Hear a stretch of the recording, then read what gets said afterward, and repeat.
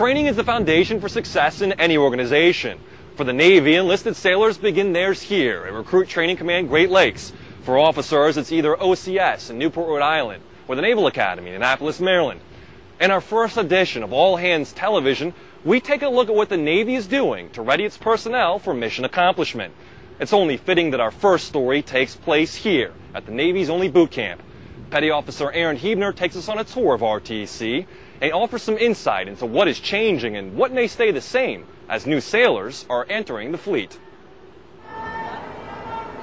If for any reason you ever get the chance to go back to Recruit Training Command in Great Lakes, there's the chance you won't even recognize it.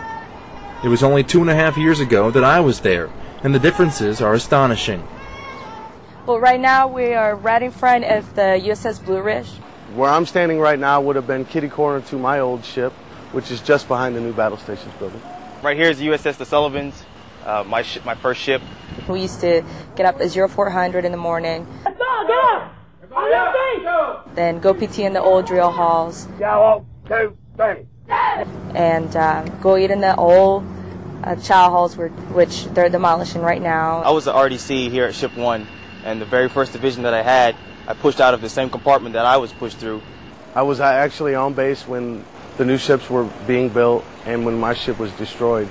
Well, the USS Blue Ridge and the memory of my shipmates is always going to be there. The good thing is that this is just a sign that the Navy's moving forward to give their sailors a better future. The changes you'll see at Recruit Training Command are all part of RTC's recapitalization project. Essentially, we have rebuilt almost all of Recruit Training Command. The recapitalization effort encompasses over 24 military construction projects, of which there are 21 major structures that are being built, 14 of which are barracks. There are 3 new drill halls, a combat training pool, a small arms thing, a track, and a lot of infrastructure. I'm an RTC recruit! The $850 million project started back in 1998 when the Navy decided its facilities at Great Lakes were outdated. These are the ships you probably remember. Built in the late 50s, many were in need of major repairs. Now recruits are housed in much more modern facilities. Each ship, we call them ships to hopefully get them ready for the fleet, but each barracks is a self-contained barracks. They can go to their classes in the barracks, they can eat their meals in the barracks, and they can do training. The RDCs can do training in the barracks, and they can even PT in the barracks. It's a lot like being on the ship. I mean, we call them ships. If you look around in the compartments are now labeled by frame numbers, port and starboard. You're underway, you have nowhere else to go. So these guys, they go to class, they eat. Everything they do is confined in this one ship. They learn what deck they're on, what deck the galley's on, what a quarterdeck is, what an aft brow is, how to leave, how to enter, how to exit a ship. Permission granted. The old ships had standard bunk beds and stand-up lockers. New ships feature coffin-style racks to get recruits used to sleeping and stowing gear on a ship. The new ships also have more than just improved compartments. Recruits are now taking classes in the ships. We teach the recruits everything from Montgomery GI Bill, educational benefits, direct deposit, teaching about their money, rank and rate, ships and aircraft, uniforms and grooming, first aid, naval history. We've got 17 topics overall. Most of the subjects taught are still the same curriculum as before, but it's the way recruits are learning that has changed. This is an automated electronic classroom. 50% of our topics right now are computer-based training where the recruits go into an automated electronic classroom and they teach themselves. It's self-paced, so if the recruit has a mandatory event, medical, dental, something along those lines, RDCs can bring the recruits back in so they never miss the training. Recruits are even registering with NKO while at boot camp. There for dynamic material inspection. And now the divisions aren't marching from the ships to the galley and to the schoolhouse several times per day. Begin. RDCs get to spend more time educating their recruits. You get a lot more what we call RDC time. There's a lot more time that we get to spend with the recruits to fine-tune their training process.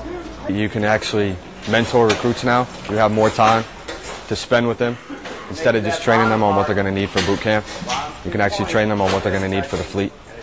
You can let them know about different programs that are going on in the fleet, stuff that's actually going on. The Kindness is the soul. Removing service week and shipping recruits off to A school sooner after graduation has also helped streamline boot camp. We were able to decrease the time of boot camp. We went from a 9.25-week boot camp to 8 weeks, which means that we're getting our sailors to the fleet quicker. But just because boot camp is shorter now doesn't mean recruits aren't learning what they need to know. We are still teaching our concepts of the Navy core values, and that will never change. Also, we're making sure that they have those attributes, those warrior attributes, that are going to make them successful. Things like, for instance, teamwork, courage, the commitment, the endurance, and working together to come together as one in such a short period of time of 8 weeks. All these changes are more than pretty new buildings and electronic classrooms. With platforms like LCS and the concept of the hybrid sailor, today's Navy needs to be trained and ready to fight.